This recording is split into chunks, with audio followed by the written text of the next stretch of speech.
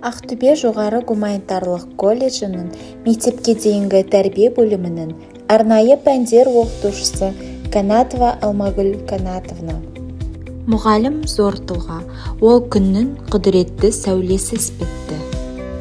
2024 жылы педагогика ғылымдарының магистрі дәрежесін алдым. Қазіргі таңда мен колледж оқытушысымын. Жастармен жұмыс істеу үлкен жауапкершілік. Себебі мен тек сабақ беріп қана қоймаймын, олардың болашағына да әсер етемін.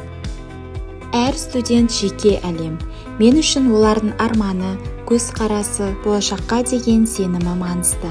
Қоғам жай ғана ережелер мен заңдар емес. Қоғам бұл қарым-қатынас.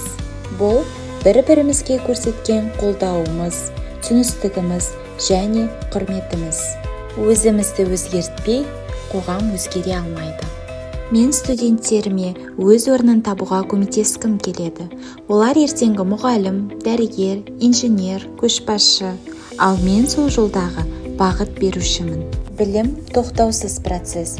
Өзімді үнемі дамытып отыру арқылы мен студенттерге де соны үйретемін. Мен ұстаз ретінде жастарға сенемін. Олар болашақтың айнасы. Әрбір жанашыр сөз, шынайы қолдау үлкен өзгеріске жол ашады. Кеше мен ұстаздарымның шәкірті болдым. Сабақта тыңдап, армандап, үлкен өмірге қадам басуға дайындалдым.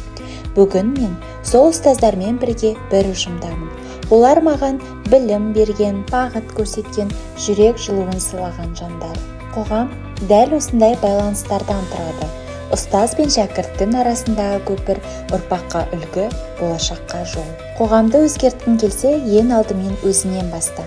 Шынайы бол, жауапкершілікті ал, үлгі көрсет. Себебі қоғам деген ол сен, ол мен, ол бәріміз.